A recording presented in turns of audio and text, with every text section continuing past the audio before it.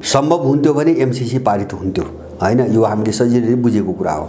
अब त्यसलाई सम्भव कसरी बनाउने अब खेल त्यो जो सुरु भएको छ पात्र परिवर्तन सहितको त्यो स्थिति बनाउने भन्नेमा गइराखेका छन्। जस्तो हैन उनीहरू दुई तीनटा विकल्पको खेलेका छन् हैन। एउटा चाहिँ पात्र परिवर्तनको कुरा मात्र छैन, यथास्थितिमा पनि के गर्न सकिन्छ त्यसमा पनि खेलिरहेका छन् हैन। जस्तो अब यथास्थितिमा केपीलाई अगाडि बढाउँदाखेरि कति काम हुन सक्छ, अथवा केपीबाट काम हुन नसक्ने अवस्था आयो भने विकल्प के, सबैमा उनीहरू खेलिरहेछन्। अब त्यसको निम्ति एउटा त्यसको पूर्वाधार के हो, त्योभन्दा पहिले के हुन्छ त भन्छ भने यिनीहरूले विदेशीहरूले, अमेरिकनहरूले, इन्डियनहरूले नेपालभित्र कुनै दुर्घटना घटाउँछन्, यो हुनेवाला छ हैन। अब यो गरेर उनी सफल भइहाल्छन् भन्ने चाहिँ मलाई लाग्दैन। दुर्घटना भनेको कस्तो प्रकृतिको होइन, हत्या हिंसा हुन्छ एउटा। सुन्नुहोस् है, एउटा हिंसात्मक घटनाकै डिजाइनमा मुलुक अगाडि गयो भन्ने तपाईको बुझाइ। अराजकता फैलाउने जस्तो युद्धकालमा गरे नि त एउटा नाटक त देखाए नि त, देशलाई कति अस्तव्यस्त पारे, सारा मान्छेहरूलाई त्यो रगततिर चाहिँ ध्यान केन्द्रित गरेर आतंक फैलाएर हैन, साँझ र बिहान कतिखेर मरिन्छ भने एउटा त्रासमा हालेर हैन। 10 वर्षसम्म त पर्याप्त उनीहरू त चलखेल गरे। मान्छे त सबै उनीले चलाएका थिए, सेना पनि उनीबाट चलेको थियो, माओवादी पनि तिनीबाट चलेको थियो, संसदवादी पनि तिनीबाट चलेका थिए। त्यही कारणले चाहिँ दरबार हत्याकाण्डपछि सबैलाई बारुदीमा जोड्न सजिलो भएको, सबै उनकै मान्छे भएको कारणले।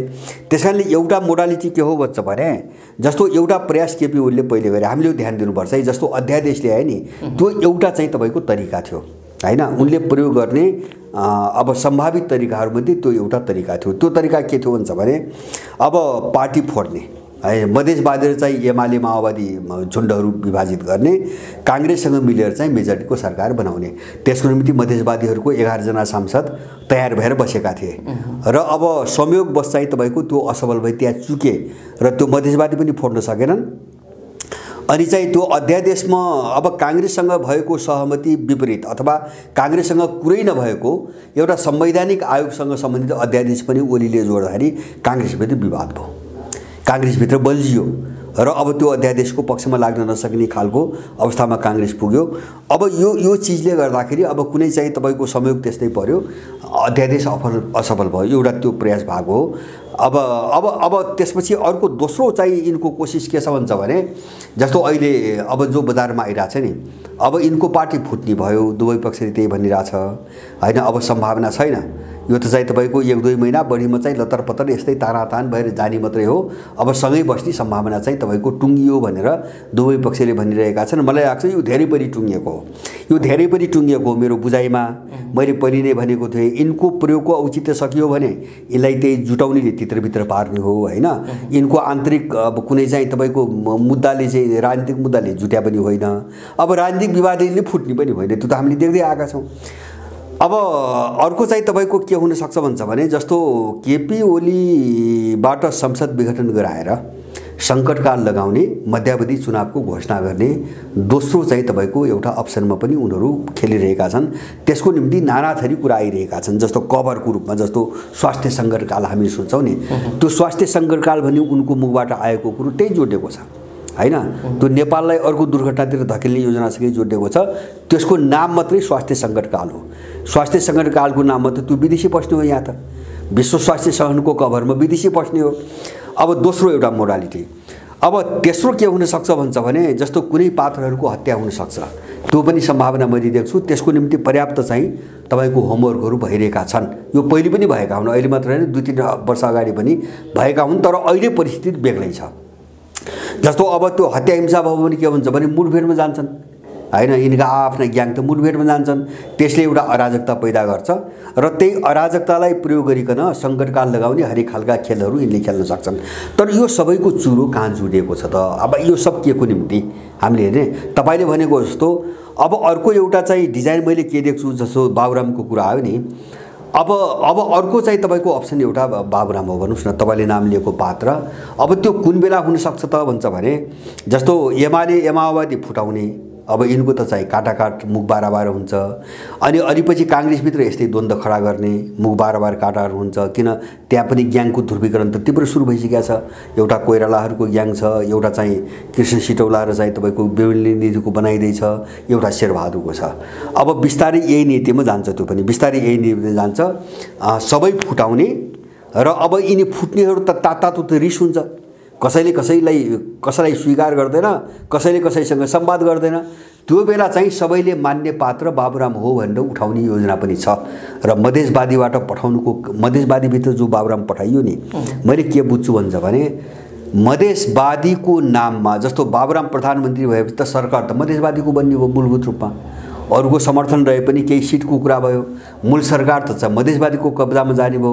अब मधेसवादी भने को हो त? अहिले त्यो दल भने त्यो तराईको चाहिँ मधेसी त होइन, त्यो त बिहारबाट आएको मान्छे हो, इन्डियन हो त्यो।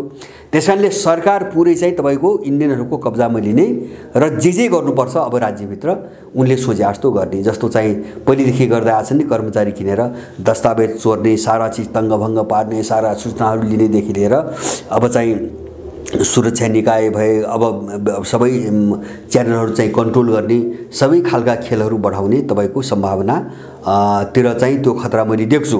र अब यसको निम्ति बाबुराम दुवैको निम्ति चाहिँ तपाईँको मान्य पात्र हो। फेरि अब यो सम्भावना बढी कहाँ छ त भन्छ भने अब इन्डियनहरूको निम्ति त मान्य हो बाबुराम होइन। जस्तो तपाईँ हामीले सुनिरहेछौँ रको प्रोडक्ट मात्रै होइन, रको मिसनमा चाहिँ तपाईँको जन्मजात जहिलेदेखि राजनीतिक चेतना आयो रको मिसनमा चाहिँ जोडिएर आएको मान्छे।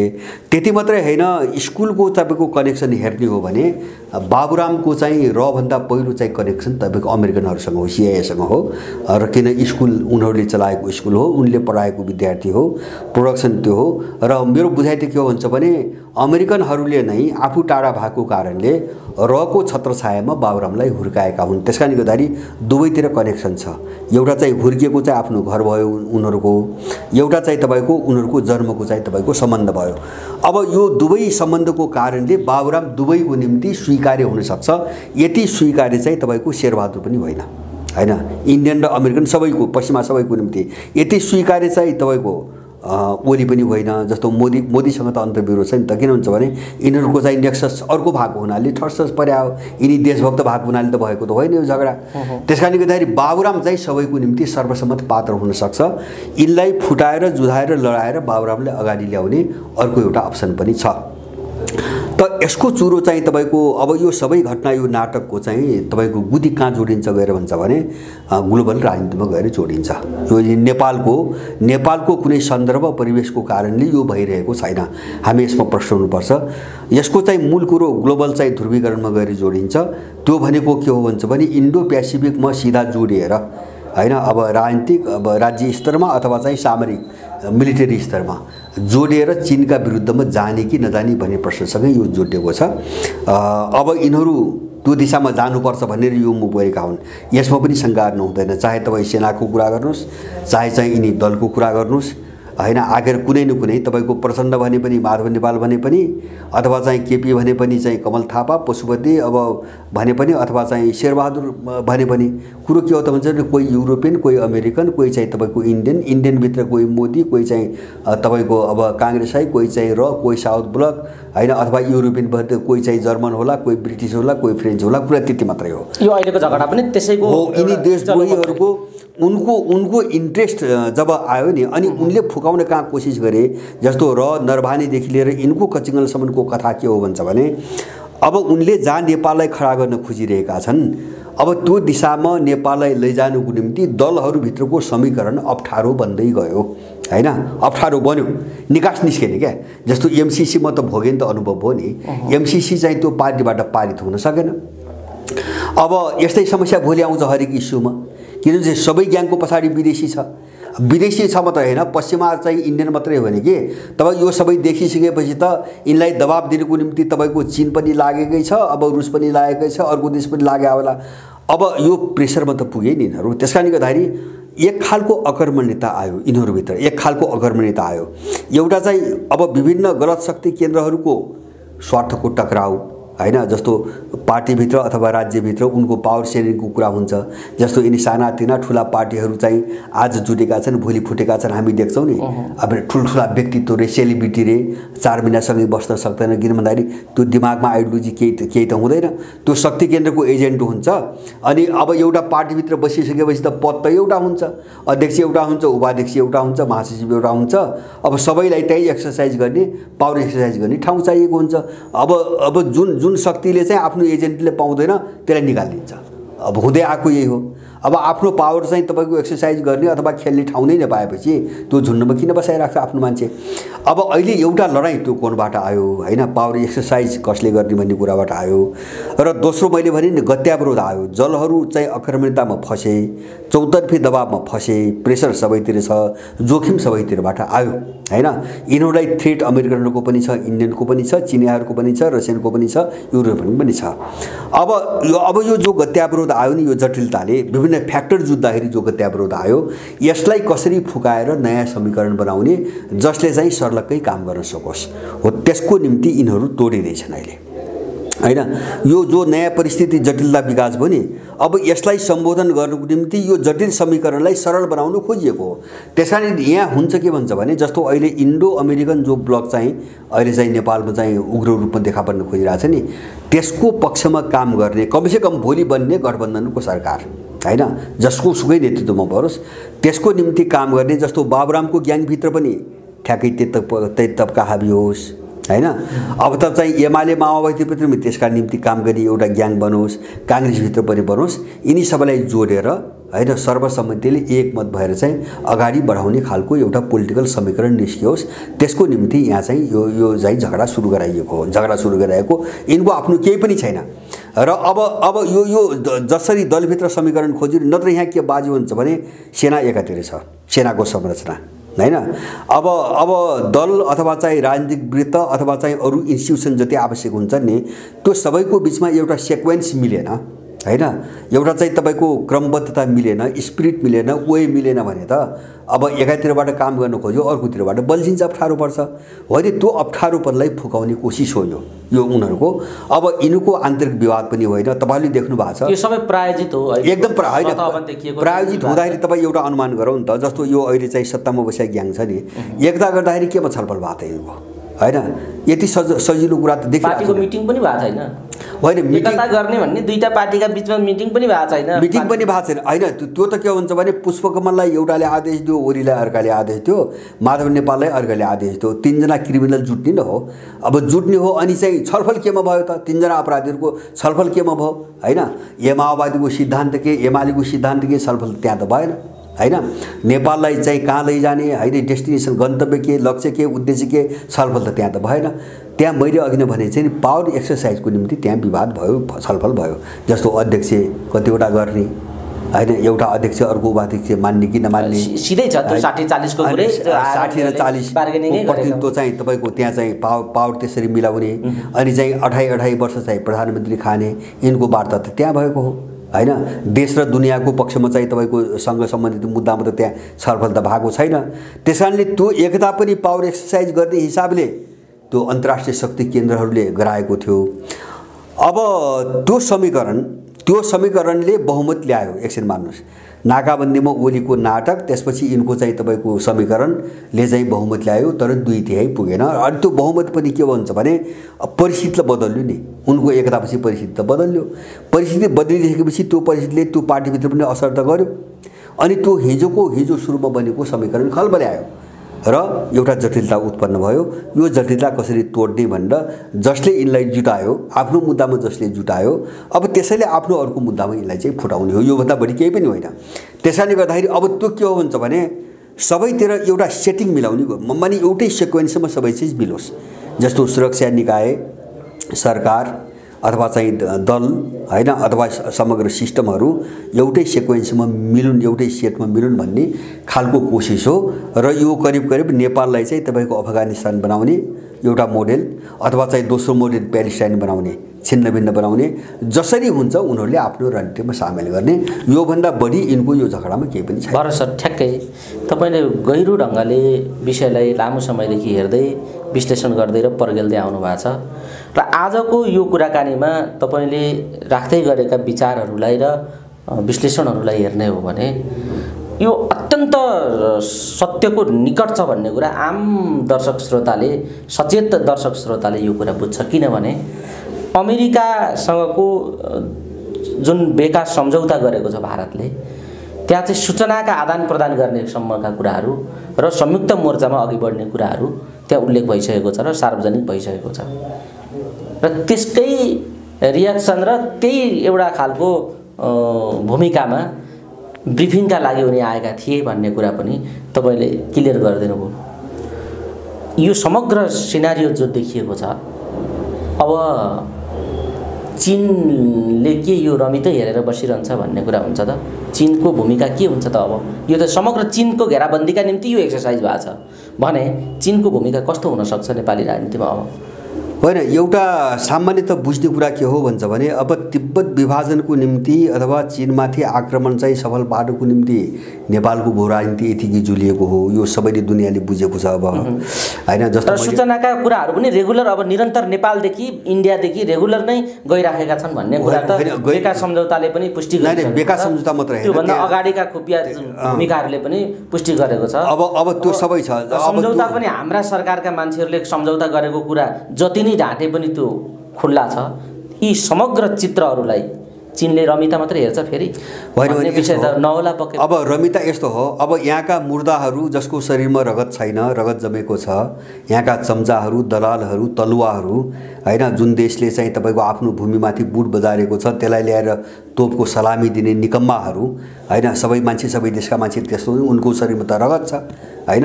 जस्तो इन्डियनकै शरीरमा पनि रगत छ आफ्नो देशको हकमा, होइन। मुर्दा त यहाँका मात्रै हुन्। त्यस कारणले मलाई के लाग्छ भन्छ भने त्यो तपाईँले उठाएको प्रश्न त्यो धेरै छलफल गर्नुपर्ने कुरै होइन, होइन। जब चाहिँ अब कुनै अर्को तेस्रो देश, होइन, जब चीनको विभाजनको निम्ति तपाईँको हतियार बन्छ अथवा उनको निम्ति एउटा थलो बनाइन्छ भने उसले चाहिँ त्यसको काउन्टर गर्छ भन्ने कुरा यो मूर्खले पनि बुझ्ने कुरा हो, मूर्खले पनि बुझ्ने कुरा हो। त्यो रिस्क किन मोल्दैछन् यिनीहरू? के रिस्क मोल्न तयार होला? व्यवस्था रिस्क होइन। तपाईँ अब बाध्यता भएपछि अब क्रस गर्ने जसरी गर्नुहुन्छ कि त्यो एउटा भन्नुहोस् न, माने सधैँभरि यिनले खाएको, यिनको दाना खाएको मान्छे, सुन्नुहोस् है, यिनको दाना खाएको मान्छे, अब यिनले हुर्काएको मान्छे, यिनले शिक्षा दीक्षा र तालिम दिएको मान्छे, होइन। एक खालले भन्नुहोस् त्यो बाहिर हामीले आवरण हेर्दाखेरि नेपाली नागरिकता बाहेक यिनको शरीरदेखि यिनको दिमागसम्म नेपाली केही पनि छैन, यिनी सबै विदेशी हुन्, होइन। त्यस कारणले त्यो खाएको नाताले पनि यिनीहरू नाइनास्ती गर्न सक्ने हालतमा छैनन्। यो मैले धेरैपल्ट भने, जो मान्छे बिकिसकेको हुन्छ, जस्तो बजारमा राखेको माल, जसले आफूलाई मालमा परिणत गरिसकेको हुन्छ, बजारमा राखेको माल होइन यसको हो भन्न मिल्छ? त्यो त पैसा जसको हुन्छ त्यसैको हुन्छ माल, होइन। जसले पैसा हाल्छ माल उसको हो। त्यस कारणले गर्दाखेरि यिनी बिकिसकेका मान्छेहरू त पैसा जसले लगानी गर्यो उसैको हो। यी हटियाका कुल्फी भए हो, यिनीहरू विवश छन्। नत्र पनि यो सबै कुरो खोलेर भोलि सिद्ध्याउँछन्, होइन। यहाँको सेना पनि सिद्ध्याउँछन्, यहाँ चाहिँ केपी पनि सिद्ध्याउँछन्, प्रचण्ड पनि सिद्ध्याउँछन्। किन नखाएको को छ, कहिले पत्याउँछ, सारा कुरो त उजागर भइसकेका छ। यिनको यो व्यवस्था हो। उनले चुनौती दिएका छन्, उनले धम्की दिएका छन्, हामीले यति लगानी गरेका छौँ, अब अप्ठ्यारो बेला निर्णायक चाहिँ तपाईँको अवस्था सिर्जना भएको बेला हामीले साथ दिएनौँ भने हामी छोड्दैनौँ भने त उनले त भनेका छन्। जस्तो पोम्पियो भन्यो नि, धम्की दिँदै हिँडेको छ नि, नखाएको मान्छेले धम्की दिइरहेको छ, अनि चाहिँ तपाईँको आफ्नो तरुवारलाई छोड्छ, जिन्दगीभरि पालेको मान्छेलाई छोड्छ भनेपछि यिनको त्यो व्यवस्था हो, होइन। यिनीहरू जान्छन्। मलाई के विश्वास छ भन्छ भने यिनको मानसिक रूपमा है, यिनको इच्छाको तर्फबाट यिनी चाहिँ अमेरिकन क्याम्पमा उभिएर चीनका विरुद्धमा लड्ने चाहिँ तपाईँको एउटा डिसिजनमा यिनीहरू त्यो मोर्चाबन्दीमा गइसकेका छन्, सम्झौता भइसकेको छ। खालि बोल्ने कुरा कसका मुखबाट भन्ने विषय तपाईँले अब एउटा होइन, बोल्न सकिन्छ कि सकिन्न भन्ने छ। जस्तो अब त्यो बोलिसकेपछि त अब त चुनौती त बेहोर्नु त पऱ्यो नि, चुनौती त बेहोर्नु त पऱ्यो। अब चुनौती कस्तो बेहोर्नु पऱ्यो भन्छ भने जस्तो तपाईँले चीनको प्रसङ्ग उठाउनु भयो नि, जस्तो रुस छ, उत्तर कोरिया छ, जस्तो ध्रुवीकरण भयो भने त सबै खुल्छ नि, त एउटा देशको कुरो त होइन, होइन। यहाँ त ब्लकको कुरो छ, ध्रुवीकरण त ब्लकमा भइरहेछ। मैले भने मुस्लिम ब्लक छ, पश्चिमा इन्डो पश्चिमा ब्लक छ, अब सिनो रसियन ब्लक छ, होइन। भोलि अरू क्षेत्रीय स्तरका यस्ता ब्लकहरू उदाउलान् आफ्ना ढङ्गका।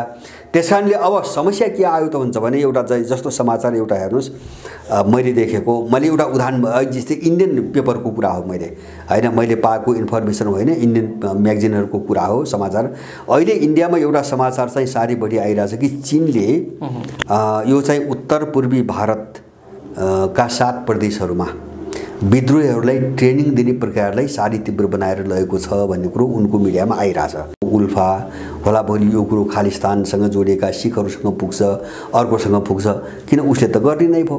जब उसको देश टुक्र्याउनुको निम्ति इन्डियनहरू अमेरिकनसँग मिलेर एउटा मोर्चामा उभिन्छन् भने इन्डियालाई चीनले पूजा त गरिराख्दैन। त्यही स्थिति यहाँ लागु हुन्छ।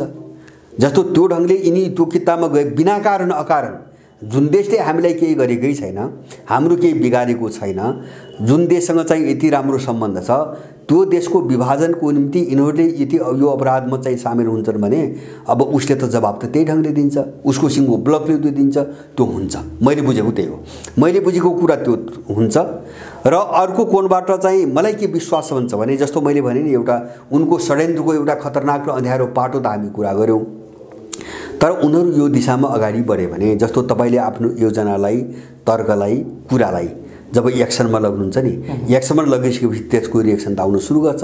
त्यहाँ त दर्जनौं फ्याक्टरहरू जोडिन्छन्, त्यही भएर सिद्धान्त सरल हुन्छ हैन, तर्क सरल हुन्छ, प्र्याक्टिस चाहिँ व्यवहार चाहिँ जिगज्याग हुन्छ, घुमाउरो हुन्छ भनेको कारण त्यही हो। किन अब त्यो प्र्याक्टिसमा गइसक्यो भने अनेक फ्याक्टर त्यसमा रिएक्सन गर्न आउँछन् हो। अब त्यो रिएक्सन जब पैदा हुन्छ नि, त्यो थ्याक्न सक्ने ताकत यिनलाई पाल्ने सिआइएसँग पनि छैन। अहिले ग्लोबल ट्रेन्ड हेर्दा हैन, ग्लोबल उभार र चाहिँ तपाईको पतनको ट्रेन्ड हेर्दाखेरि त्यो थ्याक्ने ताकत यिनलाई पाल्ने रसँग पनि छैन, यिनलाई पाल्ने सिआइएसँग पनि छैन हैन। जुन युरोपियन इन्डियनले यिनको पेटमा अहिलेसम्म चारो हाल्यो नि, त्यो युरोपियनसँग पनि छैन। मैले बुझाइ त्यही हो। अब त्यो जोखिम त यिनले पनि बोल्नुपर्छ, हामीले मात्रै होइन नि हैन। जस्तो हामी त देशको निम्ति चिन्ता गरेर देशको निम्ति यस्तो जोखिम आउँदैछ भनिरहेका छौँ, तर जोखिम त उनले पनि बोल्नुपर्छ। किन बोल्नुपर्छ भन्छ भने उनले जे अपराध गर्छन् त्यो अपराध उनलाई पनि पछ्याउँछ। जस्तो यिनले एकता गर्दाखेरि के भनेको तपाईँ एकचोटि सम्झाउनुहोस्, प्रचण्डले के भनेको, यो दुईटा पार्टी एमाले र माओवादी कहाँ खोजेर भेटिन्छ, यो त चिनेर पानी हो, यो त घुलिगयो हैन। घुलिसकेपछि अब त्यो चाहिँ शरबतको रूपमा परिणत भइसकेपछि कहाँ चिनी भेटिन्छ अब खोजेर, उनले यही भने हैन। केपी ओलीले यही भाषा प्रयोग गरे हैन। अब त्यो पुरानो पार्टीको मलाई थाहा छैन, तिन त कहाँ गए, यो त अर्कै बनिसक्यो भन्ने केपी ओलीले भने हैन। त अब कहाँ पुग्यो त अहिले कहाँ पुग्यो त भने यस्ता चाहिँ हास्यास्पद कुरा अहिले कहाँ गयो भन्छ भने उनीहरू नै एकले अर्कोलाई मार्नुपर्ने ठाउँमा त पुगे हैन। सम्बन्ध त्यहाँ त गयो। मैले भन्न खोजेको जुन अपराध गर्नको निम्ति यिनीहरू जुटाइएका थिए त्यसले त यिनलाई पनि पिछा गर्यो नि। आज व्यवहारमा जाँदाखेरि, प्र्याक्टिसमा जाँदाखेरि त्यो अपराधी त यिनलाई पनि पिछा गर्यो अब हैन। एकले अर्कोले सिद्ध्याउने चाहिँ तपाईँको चरणमा त प्रवेश गरे। त्यही स्थिति भोलि अमेरिकन ब्लकमा उभिँदाखेरि भोलि यिनीहरूको त्यही अवस्था आउँछ र मलाई लाग्छ यिनले थ्याक्न सक्ने मैले कुनै पनि सम्भावना देख्दैन। नेपालभित्र के स्थिति आयो, यो चिज, यो रणभानेको चाहिँ अब यो चाहिँ तपाईँको यो सलामी दिने घिन लाग्दो दृश्यसम्म आउँदाखेरि नेपालमा स्थिति के आयो भन्छ भने एउटा देशभक्तहरू र देशद्रोहीहरूको कित्ता अब क्लियर गर्नुपर्छ। हामी भ्रममा अल्मलियौँ भने अब त्यो मृत्यु हो, हाम्रो आफ्नै पनि मृत्यु हो। अब लडाइँमा त मान्छे मर्ला, त्यसलाई मैले मृत्यु भनेको होइन हैन। अब तर देशको मृत्यु हो। त्यसकारणले गर्दाखेरि यिनले केही गर्छन् कि हैन, अथवा त्यसले केही गर्छ कि यो भ्रम हामी रुमलिनु हुँदैन। कित्ता एकदम साफ भइसकेको छ, एउटा अपराधीहरूको कित्ता हुन्छ र हामी चाहिँ देशको पक्षधर मान्छेहरूको अर्को कित्ता कसरी निर्माण गर्ने, हामी त्यो बाटोमा अब लाग्नै पर्छ। मैले अब यही कित्तालाई फोट विभाजन द्वन्द्वले अलिकति अल्मल्याउन सकिन्छ कि भन्ने अभ्यास यी दलहरू काहीँ न काहीँ गरिरहेका छन् भन्ने कुरा देखिन्छ। तर आम नागरिकले, आम चरित्र दलहरूको बुझिसकेको स्थिति नै लगभग जनतामा त्यो आभास मिलिराखेकै छ। म अलिकति यो इन्टरनेसनल पाटोमै भरत सरलाई डोर्याउन चाहन्छु। जसरी कित्ता काटको अर्थात् ध्रुवीकरणको अपिल गर्दै अमेरिकीहरू घुमिराखेका छन्, जहाँ जहाँ घुमिराखेका छन्, समग्र अमेरिकाको त्यो अपिल पछिको स्थितिलाई कसरी हेर्न सकिन्छ? उनीहरूको ध्रुवीकरणको जुन अपिल गरेर उनीहरू आइराखेका छन् त्यो अपिलमा उनीहरूको पोजिसन के छ र उनीहरू इतरको पोजिसन के छ, यो छर्लङ्ग अलिकति राखिदिनुहोस् त। होइन, एउटा अमेरिकनहरूको जुन अपिल हो भने यो हताश मानसिकता, जुन कित्ता काटको अपिल आइरहेको मैले बुझेँ, यो श्रीलङ्कासम्म आइपुग्यो उनीहरू। मैले भने यो उनीहरूको एकदमै हताश मानसिकता हो। किन हामी पराजित भयौँ भन्ने कुरो उनको दिमागमा पर्दै गएको छ। नत्र भने मैले सुरुमै भने नि अब एउटा युद्धको परिस्थिति छैन। यस्तो सामान्य परिस्थितिमा कुनै एउटा चाहिँ शक्तिको विरुद्धमा यति नाङ्गो रूपमा हैन कि उसका साथमा खडा हो कि हाम्रा साथमा सब दुवैसँग सम्भव छैन भनेर यसरी बोल्नुपर्ने अवस्था आउँदैन थियो। त्यसकारणले एउटा यसको चाहिँ अर्थ के हो भन्छ भने उनीहरू कति नाजुक अब तपाईँको एउटा के अरे चाहिँ दिशातिर बढिरहेका छन् भन्ने कुरो त्यसले पनि देखाउँछ। र अर्को कुरो अब अर्को पाटो के हो भन्छ भने जस्तो अमेरिकनहरूको स्थिति कहाँसम्म पुगेको छ भन्ने कुरा हेर्नुको निम्ति उनी पावरमा चाहिँ तपाईँको चीन र रुसको चाहिँ दाँजोमा खस्किँदै गए अथवा आर्थिक रूपमा खस्किँदै गए भन्ने कुरा मात्रै छैन। जस्तो उनकै देशभित्र एउटा गृहयुद्धको अवस्था सिर्जना भयो हैन। जस्तो त्यो अहिले काला र गोरा बीच अब डेमोक्रेट र रिपब्लिकनका त्यो बिचमा छुट्टै छ, त्यो राजनीतिक मुद्दा भयो। त्यो मात्र होइन, काला र गोराको बिचको द्वन्द्व यति गहिरो भएर गयो जो अमेरिकाको इतिहासमा अहिलेसम्म देखिएको थिएन।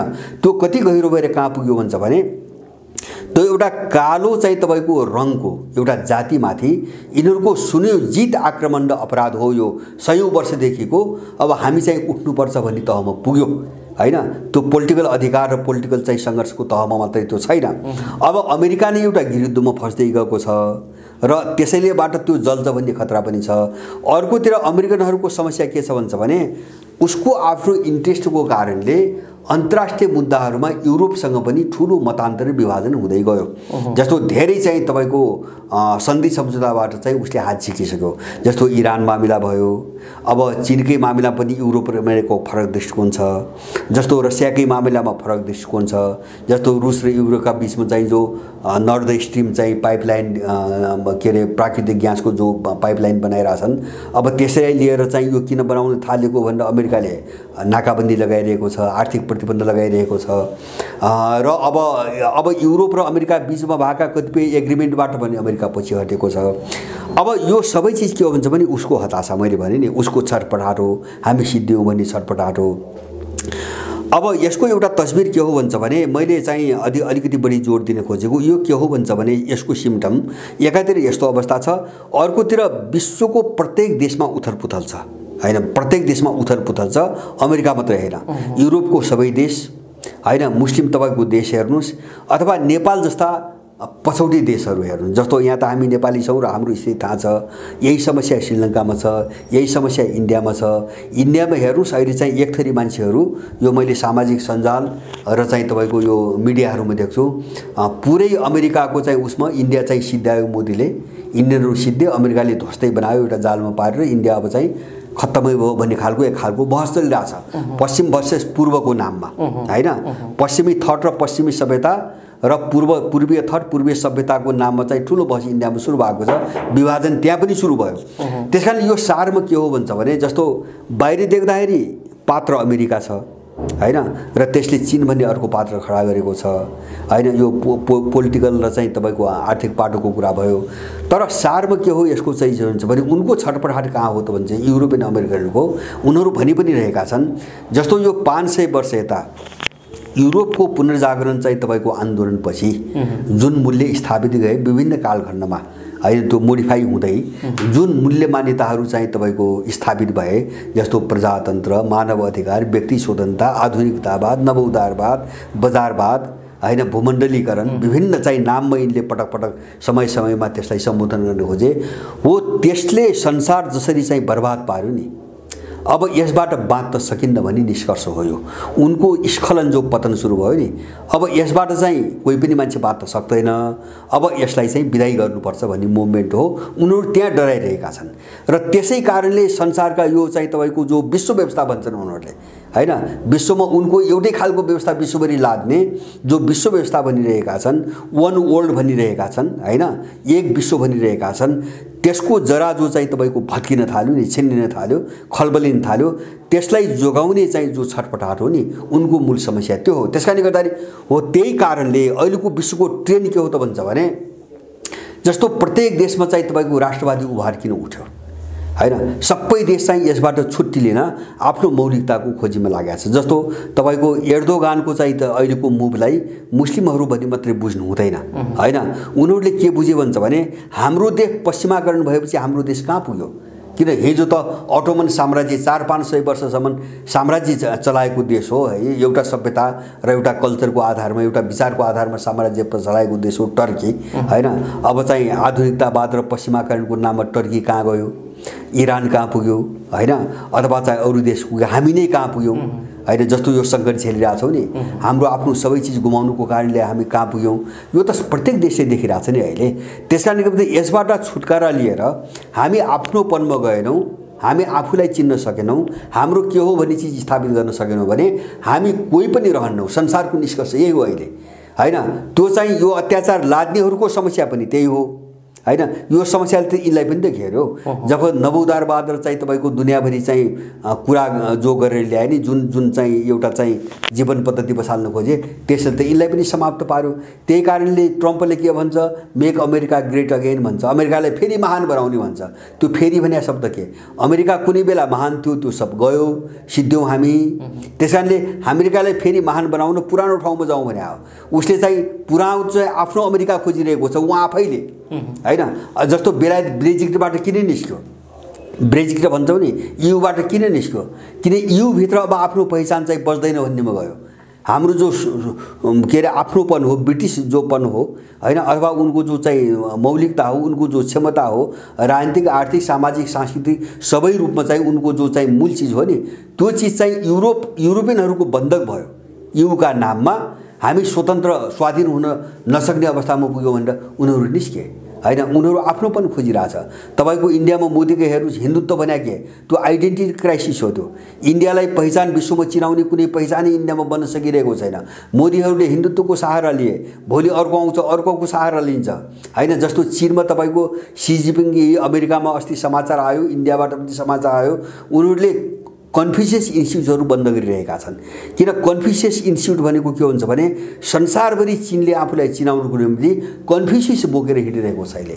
बाध्यता त्यस्तो छ, किन कन्फ्युसियस नबोक्दा चीन नचिनिने भयो। किन पैसा र चाहिँ तपाईको के मिसाल मात्र भएर पहिचान हुँदैन, चिनिँदैन, कुनै पनि देशको वास्तविक पहिचान हुँदैन।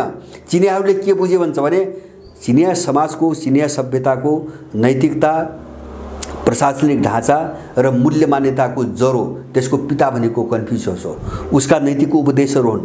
ऊ एउटा ब्युरोक्रेट पनि हो, लामो समयसम्म राज्य काम गरेको व्यक्ति पनि हो। त्यसकारणले उसका योगदानहरूलाई छोडिकन अब चीनको पहिचान बन्न सक्दैन, अन्तर्राष्ट्रिय एउटा महाशक्तिको रूपमा चीन चाहिँ उठ्न सक्दैन भन्ने बुझेर उनले कन्फ्युसियस बुझेर हामी त्यही कुरा उठाइरहेका छौँ, हैन। हामीले जे बोक्यौँ 7 साल यता विशेष गरिकन त्यो सबै विदेशी चिज बोक्यौँ, हैन। सिद्धान्त विदेशी, दर्शन विदेशी, जीवन पद्धति विदेशी, मूल्य मान्यता विदेशी, अवधारणा पनि, कन्सेप्ट पनि विदेशी, राजनीतिक आर्थिक क्षेत्रका कन्सेप्ट विदेशी। यही चिजले हामीलाई समस्यामा फसायो। हामी पनि यसबाट कसरी मुक्त हुने भन्ने कुरा गरिरहेका छौँ। समस्या सबैको यो हो। त्यसकारणले पश्चिमा जगतको पतन, पश्चिमा वर्चस्वको पतन र अब गैर पश्चिमा जति पनि चाहिँ तपाईको उहरू छन् उनको आफ्नोपनको खोजीको जो चाहिँ एउटा प्रवृत्ति अगाडि बढ्यो नि, यसले ल्याएको सङ्कट हो। यो विश्वको सङ्कट यसले ल्याएको सङ्कट हो र यो लडाइँमा पश्चिमा पक्षले जित्छ भन्ने मलाई 1% विश्वास छैन। किन त्यो रासोन्मुख प्रवृत्ति हो, त्यो पतनोन्मुख प्रवृत्ति हो र त्यो पतन हुँदै गएको पनि हामी देखिरहेका छौँ। जस्तो चाहिँ तपाईँको देख्नुहुन्छ त अमेरिका कति कमजोर भएछ भन्ने कुरो, ताइवान के अरे साउथ चाइना सीमा अथवा ताइवान जलसन्धिमा गएर तपाईको युद्ध विमान उडाएर अथवा चाहिँ के अरे पानी जहाजहरू त्यहाँ कुदाएर, हैन, अब सैन्य अभ्यासको नाममा चाहिँ मिसाइलहरू पड्काएर चाहिँ लसारपाटो केही लाग्ने त होइन, केही पनि लागेन। अब ताइवानको पनि 2-4 दिन गर्छन् यस्तै वितण्डा मचाउँछन्, हाहाउ गर्छन्, जाने कुरा लड्ने त्यो रिस्क लिने आँट त छैन उनलाई। त्यो बुझेका छन् सबै कुरा। उनीहरू त चीनभन्दा धेरै कमजोर भइसकेका छन्। अब यो सबै ट्रेन्डलाई हेर्ने हो भने नेपालमा जे गरिरहेका छन् नि सत्तामा बस्ने यो अपराधी जमातले जे गरिरहेको छ, यिनको पतन र यिनको विनाशलाई कसैले यिनको ताकतले रोक्न सक्दैन। किन भन्छ भने उनको जो ब्लक हुने त्यो ब्लकले यो हालतमा भएपछि यिनीहरू नेपालमा अब चाहिँ चलिरहने, यिनको चलिरहने सम्भावना मैले देख्दैन। यसको निम्ति तयारी गरेर जानुपर्छ। त्यसैले यो पाटोबाट हेर्दा उनको पाटो हेर्दा नेपाललाई एकदमै अँध्यारो ठाउँमा हाल्ने चक्रव्यूह बनाइरहेका छन्। यसमा हामी सजग हुनुपर्छ। तर ट्रेन्ड के हो, विश्वको र समाजको विकासको प्रक्रिया के हो भन्छ भने उनीहरू पतन र विनाशको चाहिँ तपाईँको चरणमा प्रवेश गरेका छन्। हामी त्यसको निम्ति तयारी अवस्थामा जानुपर्छ। लडाइँ यति हो नेपालमा, यो अपराधी ग्याङ, अपराधी गिरोह हो, सत्ताको नाममा चाहिँ बसेको अपराधी गिरोह हो र देशको पक्षमा बोल्दै लड्दै आएका मान्छेहरूको बिचमा अब 2 कित्ता बन्नुपर्छ, हैन। जस्तो बाहिर जो छन् सबै खालका, चाहे राजनीतिक शक्तिहरू हुन्, चाहे चाहिँ अरू विभिन्न संस्थाहरू हुन्, चाहे व्यक्ति हुन्, पात्र हुन्, अब अहिले देशको पक्षमा उभिने सबै मान्छेहरूको एउटा कित्ता बन्न जरुरी छ। नेपालको आवश्यकता त्यही हो मैले देखेँ। समग्रमा जुन खालको पोजिसन तयार भयो, अब यो सजिलो किसिमले कसैले पनि पछि हट्ने स्थिति रहँदैन, छैन र यसमा मुकाबिला र आम्ने सामनेको स्थिति पैदा हुने ज्वलन्त देखिन्छ घटनाक्रमले। त्यसबेला उत्पीडित राष्ट्रलाई, त्यसमा पनि हाम्रो जस्तो मुलुकलाई नै एउटा केन्द्र बनाएर जाने कुरामा यिनीहरूले सम्झौता गरिसकेका छन् र त्यो केन्द्रीय भूमिकाकै द्वन्द्व यहाँ टक्राउने पनि लगभग निश्चित जस्तो देखिन्छ। यस्तो पोजिसन आयो भने त्यो तयारी गर्नुपर्छ, त्यो मुकाबिलाको स्थिति आयो भन्दै गर्दा राष्ट्रियताको सवालमा आवाज उठाइराखेका र राष्ट्रियताको पक्षमा लड्दै गरेका हाम्रा आन्तरिक अवस्थाहरू चाहिँ फेरि कमजोर देखिन्छन्। के भएको यस्तो कुरा नबुझेको हो परिस्थिति एउटा समस्या छ। एउटा चिज के भन्छ भने हाम्रा आफ्ना प्रवृत्तिले पनि यो समस्या ल्याएको हो, ढिलाइ ल्याएको हो र हाम्रा आफ्ना प्रवृत्ति र सोच मात्रै होइन, किनभने घटनाक्रम हुनुभन्दा अगाडि नै विदा गर्नुपर्ने स्थिति पनि मैले बुझेँ। एउटा परिवेशले पनि त्यो ल्याएको, परिवेश पनि जिम्मेदार छ। जस्तो परिवेश मैले भनेको के भन्छ भने मैले एउटा सुरुमै भने नि पहिले भने हामीले जे चिज विदेशी बोक्यौँ नि तपाईँको आफ्नो भनेर सारा चिज होइन। अब एउटा समस्या त्यो स्कुलिङको हो। हामीलाई जुन ढङ्गले हुर्काइयो नि, हाम्रो चाहिँ तपाईँको के अरे चाहिँ खुट्टादेखि हाम्रो चाहिँ टाउकोसम्म सबै विदेशीपन छ। हामी त्यो स्कुलबाट आयौँ एउटा है। जस्तो थट विदेशी, फिलोसोफी विदेशी, मूल्य मान्यता विदेशी, मैले अघि नै भने हुँदा जीवन पद्धति सबै विदेशी। त्यसले गर्दाखेरि पनि हामीलाई समयमै सोच्न सक्ने अवस्थामा पुग्न दिएन, किन हामी आफै पनि विदेशी भइसकेका थियौँ। स्कुलिङमा हामी विदेशी भइसकेका थियौँ। र अब दोस्रो चिज के हो भन्छ भने उनीहरूले यस्तो षड्यन्त्र गरे कि 7 सालपछि जस्तो यो डेमोक्रेसी भन्छ, प्रजातन्त्र भन्छ, दलीयता भन्छ, उनको प्रजातन्त्रका दुईटा विशेषता देख्छु मैले। एउटा उनको प्रजातन्त्रमा दलीय सर्वोच्चता छ, राष्ट्र छैन। उनले हामीलाई थपाएको प्रजातन्त्रमा दलीय सर्वोच्चता छ, राष्ट्रलाई स्थान छैन। दल त उनको हो, उनको दलाल हो हैन। दल त उनको हातको चाहिँ शक्ति हो, ज्ञान हो।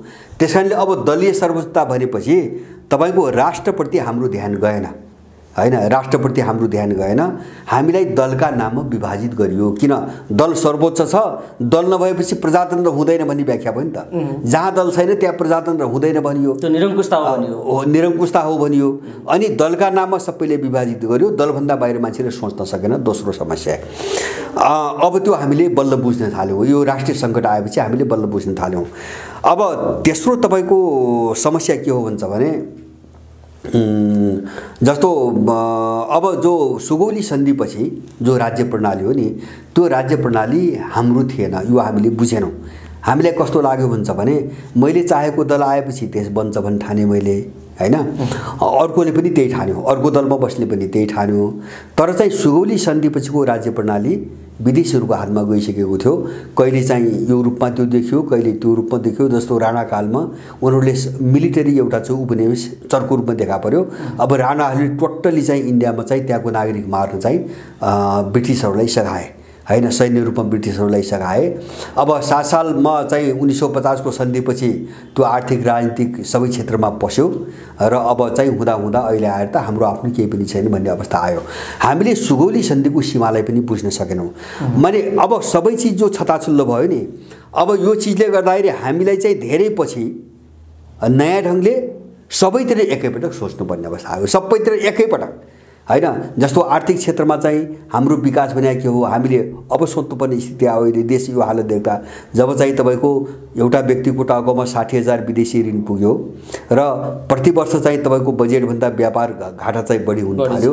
अनि हामीले सोच्नुपर्ने स्थिति आयो कि हाम्रो आर्थिक विकास भनेको के त, हामी के गरिरहेका छौँ त, के विकास गरिरहेका छौँ हैन। जब चाहिँ प्रति वर्ष चाहिँ 10,000 को दरले एउटा व्यक्तिमा विदेशी ऋण बढ्दै आएको छ त हामीले के विकास गरिरहेका छौँ। नारा चाहिँ छ सुखी समृद्ध नेपाल हैन। जस्तो प्रजातन्त्र अर्को एउटा विशेषता मैले सुरुमा भने एउटा दलीय सर्वोच्चता, अनि अर्को उनले के चाहिँ हाम्रो दिमागमा पार्दियो भनेको प्रजातन्त्र भनेको प्रतिस्पर्धा हैन।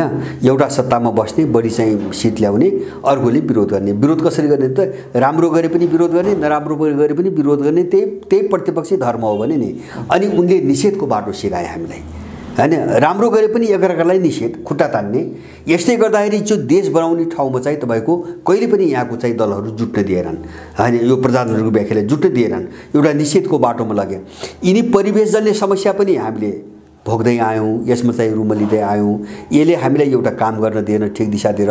अर्कोतिर हामीले धेरै पछि सबै कुरा बुझ्यौँ र हामीले अहिले भएको समस्या के हो भन्छ भने सबै काम चाहिँ तपाईँको नयाँ सिराबाट सुरु गर्नुपर्ने होइन, सबै निर्माण चाहिँ नयाँ किसिमले गर्नुपर्ने स्थिति आयो। किन यहाँ त सुधारको कुरो मात्रै त रहेन अब होइन। जस्तो राजनीतिक क्षेत्रमा एउटा सुधार, आर्थिक क्षेत्रमा एउटा सुधार मात्रै गरेर हुने स्थिति त देखेन। यसको जग्गै भत्काउनु पर्ने भयो होइन। एउटा सुगौली समग्र पुनर्संरचना गर्नुपर्ने, पुनर्संरचना एकदम सेनै सुधार गर्नुपर्ने स्थिति आएपछि त होइन। सेनै सुधार मात्रै होइन, जस्तो एउटा सुगौली सन्धि पछिको यो सम्पूर्ण चाहिँ के अरे संरचना जो छ नि यो तोड्नु पर्ने भयो। अर्कोतिर हामीलाई के भन्छ भने विदेशबाट आयात गरेका, चाहे त्यो कम्युनिजमको नाम होस्, चाहे डेमोक्रेसीको नाम होस्, अर्को नाम होस्, जुन थट आए यिनी कोही पनि नेपालमा चाहिँ नेपाल हेरिकन विकास भएको होइन। त्यो विदेशीपनको जालोलाई तोड्नु पर्ने भयो होइन। त्यो विदेशीपन राम्रो चिज होला, हामीले लिउँला, त्यो छुट्टै कुरा हो। तर यो विदेशी स्कुलिङको जालो तोड्नुपर्ने स्थिति आयो। र तेस्रो चाहिँ तपाईँको के आयो भन्छ भने यो राज्य प्रणाली जुन ढङ्गको छ नि होइन, यो चाहिँ प्रजातन्त्र भनेर जुन चाहिँ दलीय सर्वोच्चतालाई राखिकन आएको छ, अब यसको चाहिँ तपाईँको यो घेराबन्दीलाई तोड्नुपर्ने स्थिति आयो। अब सबै काम एकैपल्ट गर्नुपर्ने भावनाले बुझ्न समय लाग्ने, अनि बुझेपछि बुझाउन समय लाग्ने, बुझाइसकेपछि त्यसलाई सङ्गठित गर्न समय लाग्ने। यो चिजले किन भन्छ भने सबै नयाँ सिराबाट जानुपर्ने भावनाले समय लिएको, त्यो स्वाभाविक हो। हिजो के थियो यो नबुझासम्म तपाईँ हामीलाई भन्छ भने सबै बनी बनाउँथे, त्यो विदेशीको फ्रेमवर्कभित्र सबै बनी बनाउँथे। दल बनेका थिए, हामी त खुस पस्ने न हो। त्यहाँबाट रुष्ट भयो त्यता पस्दियो, त्यहाँबाट रुष्ट भयो उता पस्दियो, अथवा कहीँ पसेको छैन एउटामा पस्दियो, त्यति भए पुग्थ्यो। तर तपाईँ हामीले त्यसले नपुग्ने भयो। अब सबै सोच्नुपर्ने भयो। यसले एउटा चाहिँ अलिकति समय लिएको प्रक्रियामा गएको मात्रै हो, तर यो हुन्छ अपरिहार्य छ। किन यो नहुने भनेको अब सबै सिद्धिने हो, अथवा यसबाट चाहिँ पन्छिने भनेको आफू पनि सिद्धिने हो। त्यस कारणले गर्दाखेरि किन परिस्थितिले हामीले त्यो ढङ्गले लैसक्यो होइन, कि आँट कि मर भन्ने ठाउँमा त हामीलाई पनि लग्यो र हामीले त्यो कुरो अब बुझेका छौँ। त्यस कारणले मैले भन्न खोजेको अब जो बाहिर छौँ नि, जो बाहिर बोल्छन् नि हरेक खालका, म यो त्यो भन्न अहिले चाहन्न। अब विभिन्न कलरका, विभिन्न रूपका शक्ति छन्, व्यक्ति छन्, संस्थाहरू छन्। यदि जो चाहिँ देशको निम्ति चिन्ता गर्नेछन् र बोल्नेहरू वास्तविक रूपमा उनले खेलाएका नक्कली पात्र बाहेक है होइन, बाहिर पनि खेलाएका छन् सडकमा, फेरि तिनै विदेशीले जसले पार्टी चलाइरहेछ, जसले यहाँको सुरक्षा निकाय चलाइरहेछ, त्यसैले सडकमा अर्को बन्दर पनि नचाइरहेछ नक्कली कुरा गर्न लगाएर। तिनी छोडिकन जो देशको निम्ति कुरा गरेर छन् उनीहरू कमसे कम पनि यो ध्रुवीकरणमा जानको निम्ति, अब एउटा यो मानसिकतालाई चाहिँ तपाईँको एउटा ठिक वेमा लैजानुको निम्ति र देशलाई केन्द्रबिन्दुमा राखेर सोच्नुको निम्ति एउटा मोर्चाबन्दीको प्रक्रियामा जान जरुरी छ। त्यसको निम्ति वातावरण बन्यो। मैले बुझेको कुरो त्यही त्यो वातावरण बन्यो र यसलाई हामीले कुनै पनि हालतमा यो माहौललाई, यो मनोविज्ञानलाई एउटा सङ्गठित शक्तिको रूपमा हामीले परिणत गर्नुपर्छ र यिनको विरुद्धमा एउटा शक्ति चाहिँ हामीले निर्माण गर्नुपर्छ। र यति गर्न सक्यौँ भने मैले सुरुमा भने नि ग्लोबल परिस्थिति यिनको अनुकूल छैन र अब त्यसको चाहिँ एउटा लय त नेपालमा पनि देखा पर्छ। भनेपछि जब विश्वव्यापी रूपमा चाहिँ यिनको चाहिँ स्थिति चाहिँ तपाईँको एउटा ह्रासरूप दिशा छ भने यहाँभित्र पनि उनका दलालको स्थिति पनि त्यही हो। त्यसै कारणले जस्तो सुरुमा यिनको बिचमा कलह किन आयो, यिनको निम्ति सबै परिस्थिति ठिकठाक भएको भए, यिनको निम्ति नेपालभित्र सबै अनुकूल भएको भए त यिनमा त झगडै हान्न थियो नि, त्यो त सजिलै बुझ्ने कुरा हो नि। यिनको बिचमा मारकाट झगडा किन हुन थाल्यो, यिनीहरू सङ्कटमा फस्दै गए र अब त्यो सङ्कटबाट आफू पनि कसरी मुक्त हुने भन्ने त्यो चिन्ताले ग्रस्त त सबै छन् त्यहाँभित्र। त्यसकारण यसबाट पनि बुझ्छौँ उनीहरू चाहिँ पतनको दिशामा छन्, हामी चाहिँ तपाईँको उदाउँदो दिशामा छौँ। हामीले यो चिजलाई बुझेर तीनटा चिज अहिले गर्नुपर्छ, बेसिकली दुईटा चिज गर्नुपर्छ। पहिलो कुरो यो विदेशी स्कुलिङले अथवा चाहिँ एउटा भाग्यवादी सोच, राजनीतिक क्षेत्रमा भाग्यवादी सोचले हामीमा आत्मविश्वास गुमाएको छ। हामीले आफूलाई विश्वास नगर्ने भएका छौँ, त्यो हटाउँ होइन। मैले पनि धेरै गर्न सक्छु भन्ने एउटा आत्मविश्वास लिएर जाउँ पहिलो कुरा। र दोस्रो कुरा चाहिँ मैले जोड दिने कुरा के हुन्छ भने हामी जो छौँ उनले निर्माण गरेका मान्छे छौँ। मैले भने नि स्कुलिङ उनको हो, थट उनको हो, विदेशीको। हामीले यसलाई तोड्नको निम्ति हामी आत्मरूपान्तरणको बाटोमा जाउँ होइन, हामीले आफूलाई बदलौँ। यदि दुईटा काम गर्न सक्यौँ भने मलाई लाग्छ यो देशको निम्ति काम गर्ने शक्तिहरूको बिचको गठबन्धन पनि सहज हुन्छ, सजिलै बन्छ पनि होइन। धुरी केलाई बनाउने भन्ने कुरा हो र आफूसँग भएका कमजोरीहरू कसरी सुधार्ने भन्ने कुरा हो। यसमा मान्छे इमान्दार भयो भने यो शक्ति बन्न त्यति समय लाग्छ र गाह्रो हुन्छ भन्ने चाहिँ मलाई लाग्दैन।